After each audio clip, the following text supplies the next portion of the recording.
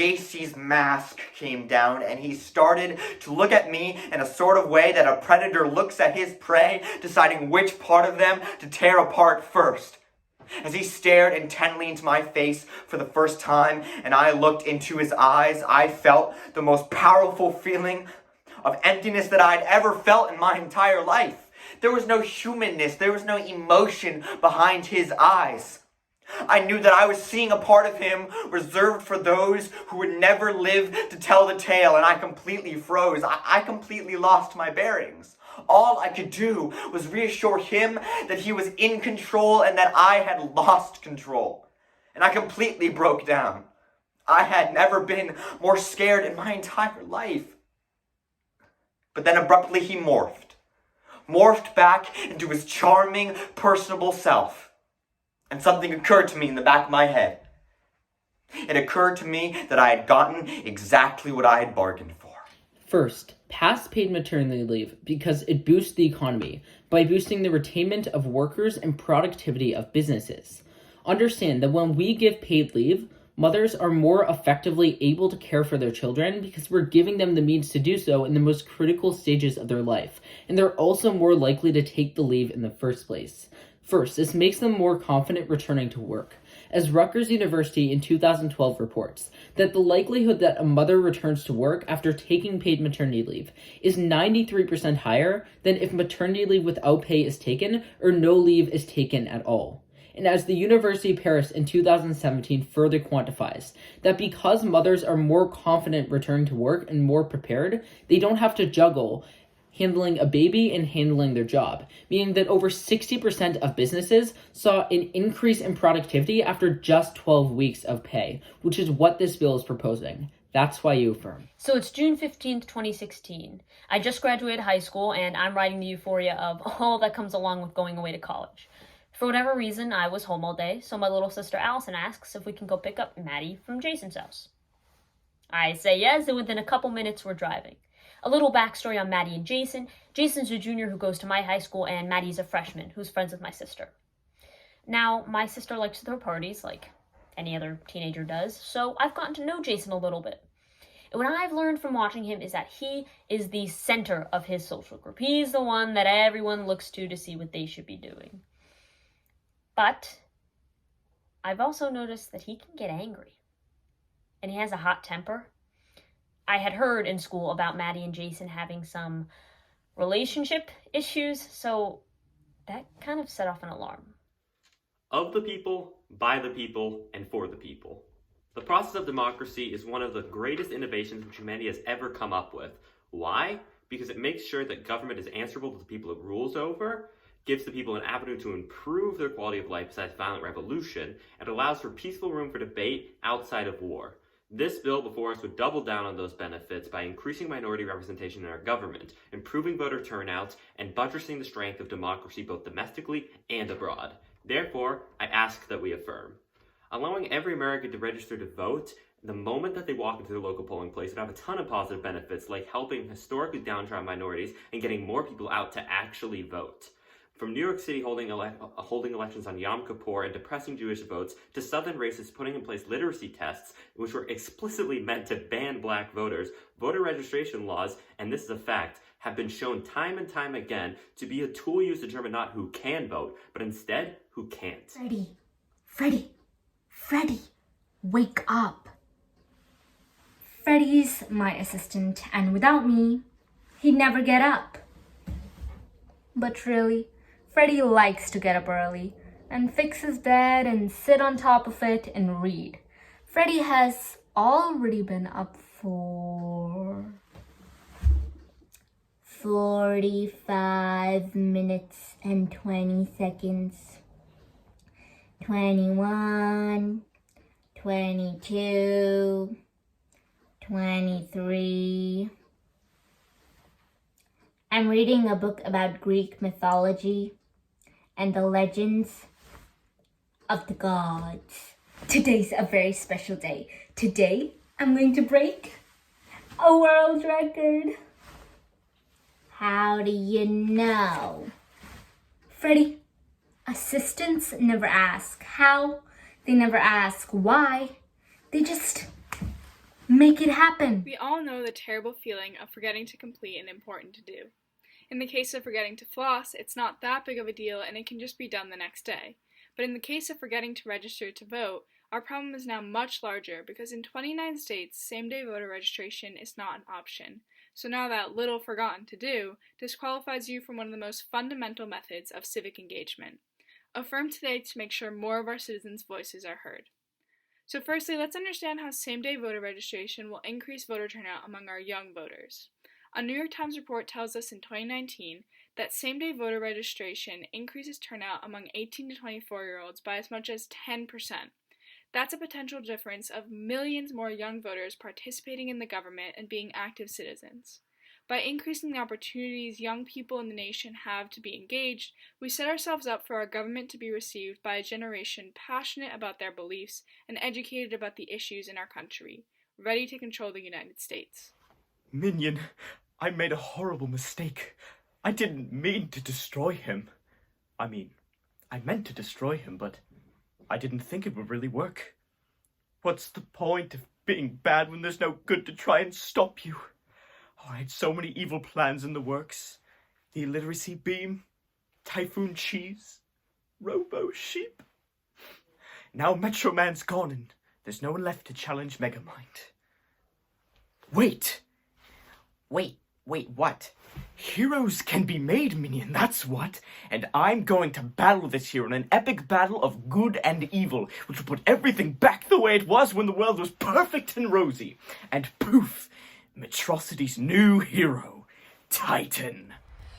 Urbanization creates a greater demand for essential infrastructure as Aldred finds that rapid urbanization in developing countries will be the biggest driver of infrastructure spending over the next few decades. Thus, Africa has had more infrastructure developments, as like Murin 20 writes, the average annual funding for infrastructure development in Africa was $77 billion. The impact is economic growth. Infrastructure developments in Africa have allowed for steady economic growth, as African Economic Outlook 20 finds that because of more infrastructure, factors like productivity, transport, and economic opportunities increase, causing Africa's real GDP growth to grow 4.1% by 2021. Mom is still at work when I get home from school. She works part-time at a library, keeping the books organized on the shelves, which is hilarious if you think about it. Which I do. Here's the thing. Stuff that's trash to other people. Junk mail, cash register receipts, baby clothes that haven't fit me in 14 years. All of it is important to my mother. Essential. If she notices anything missing from one of the piles, and she does notice, she starts to panic and cry, which makes me cry. Anything that comes into our house has to stay in our house. If you've seen the movie WALL-E, then you understand that robots can do good. So I have two questions for my colleague, Senator Ravi. First, when does a robot become harmful? And second, what does this bill do to counteract that? Throughout my speech, I'm going to explain why this bill is ineffective, why the problem it solves is unclear in the first place, and why we must negate. So first, we need to look at how companies will circumvent this law entirely and therefore will still be able to kill American jobs. The goal of this legislation is in the title, to protect American livelihoods, but this bill will be largely ineffective. Senator Ravi said that companies won't outsource because they like the US, but David Wheel, a professor at Brandeis University and former US Wage and Hour Administrator in the Department of Labor under the Obama administration, said that taxing robots won't necessarily save jobs. Large companies will simply outsource their robotic workforce to other countries if they're taxed. The affirmation is absolutely correct. This bill will slow down automation, but it won't slow down the loss of jobs. Senator Ravi, you claimed that the US will lose millions of jobs, but this tax will just result in those companies outsourcing instead. Those companies can simply move their robotic workforces overseas to avoid our tax, and because of that, this bill will have limited effect on stopping companies from automating their workforce. Shh. By the way, I know we're doing this test thing here, but I want us to be friends, okay? Okay. You can call me Margie. Okay, Margie. And I'll call you Puddin'. I'm kidding! Oh, I am too much. I love my job. Put it in drive. Okay. Take a left on this street. You seem tense. I'm a little tense, yeah? You gotta relax into it. Look at your hands. They're at 10 and 2. Seriously? 10 and 2 is for losers who don't know how to drive. Today I'm going to tell you 3 reasons why salad is the worst food ever. Not any specific kind of salad, just salad. Blanket statement. There you go, I said it. Ready? Number 1. It has no flavor. If you bite into a salad, what do you taste? Do you taste rich goodness, rich, savory flavor? No, it's solid water is what you're eating. You're eating crunchy water. Number 2, they say you are what you eat. And the people that eat salad are, I don't like them. It's just the uptight, San Francisco blog post, lives in a $1,000 billion apartment in the Mission District. I don't like these kind of people. And those are the people that eat salad. And number 3 is that the presentation is never good. Like they give you a salad bar and they give you 3 of the same kinds of, like not 3, but maybe 10 different foods. They give you iceberg lettuce, they give you cucumbers, they give you tomatoes. And like I said, you can put as many different fruits and veggies as you want in there. It's just crunchy water. It's crunchy water. And there's no getting around that. And that is why salad is just not good. Oh, this is bad. Oh, we just have to get back up to headquarters, plug in the core memories, and Riley will be all back to normal. Right? Riley has no core memories. Never mind. Sadness? What is it? You're not in headquarters. Without you, Riley can't be happy. We gotta get you back up there. You can fix this. Right, Joy? I don't know. But we have to try, right? Bing bong, bing bong, bing bong, bing bong. Hey, I know you. Bing bong, Riley's imaginary friend. Riley loved playing with you. You two were best of friends. I'm Joy. This is Sadness. We're trying to get back up to headquarters. At some point in our lives, we've all experienced that feeling where you walk into a room and you realize that you don't belong. It feels like the world's eyes are on you, threatening you to leave. For some people, this happens rarely. For Black people, they experience this feeling almost every day in every aspect of their lives, including college. They're less likely to even attend, not just because of the financial burden, but also the effects of systemic racism that white students of the same income bracket do not experience. This is what the affirmation does not understand, negate. Firstly, Black people are more likely to attend underfunded schools with less resources. Systemic racism keeps many Black people confined to poor neighborhoods. For centuries, banks have made it harder for Black people to get a mortgage, and companies have not hired them due to the whole idea that they're somehow inherently less qualified to write than a white person, etc., etc. The other night, I was just about to drop off to sleep when I sat up in bed. Then I got up and felt my way to the door. I tiptoed down the stairs, and here's the funny part. I wasn't even thinking where I was going. What was I doing tiptoeing around at this time of night? I thought to myself, was I sleepwalking? No, I had my hands down at my side. They would have been straight out in front of me if I was sleepwalking. Then I went over and turned on the porch light. I didn't even know what made me turn it on. Sometimes I don't know where my mind is. Well, I don't know where my mind is, but my feelings doctor, Dr. Lopez, does. And she said I turned on the porch light for Irene. This is how crazy everything is. We negate resolved on balance the benefits of urbanization in West Africa outweigh the harms. Subpoint C regards meat consumption. Bocce 17 finds that the demand for meat, milk, and eggs in Africa will almost quadruple by 2050, fueled by a ballooning population. Africa Business 19 finds that due to urbanization, the consumption of beef on the continent will increase 200% by 2015 and 2050, while poultry consumption will grow by 211% and pork by 200%. This is bad for two reasons. First regards food insecurity. Increasing the amount of meat consumption that happens in West Africa is bad, as Gibbons 19 finds that even small increases in meat consumption of red meat or dairy foods will cause worldwide food insecurity by 2050. Second regards climate change. BLN 9 states that our diets, specifically the meat in them, cause more greenhouse gases like carbon dioxide, methane, and nitrous oxide to spew into the atmosphere than either transportation or industry. More carbon emissions means susceptibility to climate change, as LOM 9 states that the climate change that takes place due to increases in carbon dioxide concentration is largely irreversible for 1,000 years after emissions stop. Therefore, we negate. Beatrice Quimby's biggest problem was her little sister, Ramona.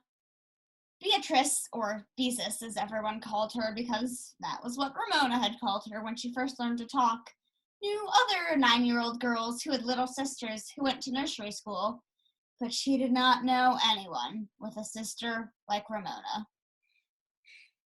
It all began one afternoon after school when Beezus was sitting in her father's big chair embroidering a laughing tea kettle on a pot holder for one of her aunts for Christmas.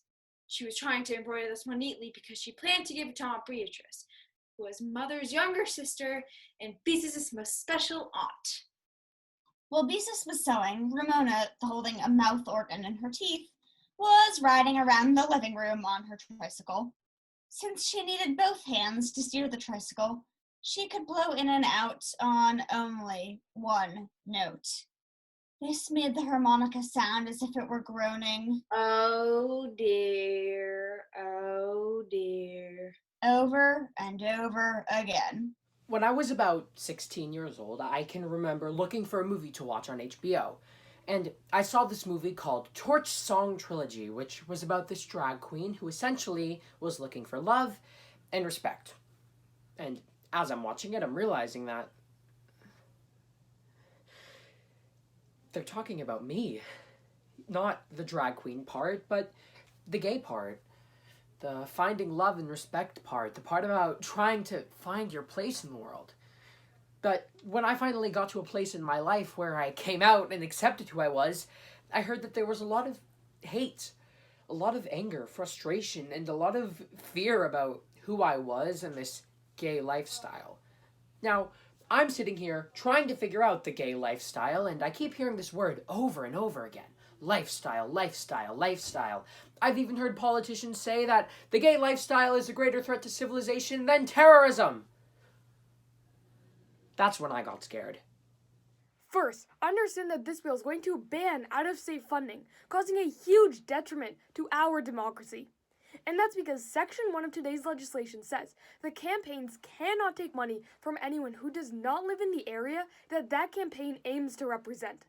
And now knowing that, let's focus on Senate races in Georgia. Because 530 reported that Raphael Warnock and John Ossoff, who were running for the 2 empty Georgia Senate seats, got 96% of their money from out-of-state donors. These donors give a lot to competitive races because they also have a huge stake in what's going to happen. For example, in Georgia, the Senate could flip depending on what Georgia voters vote for, dictating what happens for the rest of the country. But let's take a step back. Why is more money for these campaigns good? Well, it allows them to connect with more people from a more diverse area, making candidates better representatives of their population, which is good for our democracy. Once there was an ant. A really mean ant. I mean, he was so mean, leaves would fall off of trees when he would walk by. He was so mean that grapes would shrivel up and turn into raisins when he looked at them. This ant, this mean ant, was so mean that dung beetles would... Well, never mind what they do. They'd just do it when he was around. Brothers and sisters, this ant was mean. One day, This mean ant was so busy minding everyone else's business, running around yelling, "Hey you, dig that hole, and you over there, pick up that crumb," that he hadn't noticed he had wandered and was soon thoroughly and completely lost. Patsy's music just made me feel so alive every time I heard it. You know, I'd call Hal Harris, the local disc jockey, about 4 or 5 times a day. I would just tell him to play her music. But every time he'd say, "Louise, I just played your song." And I'd say, "Well, flip her over, play the other side, and in an hour play my song again."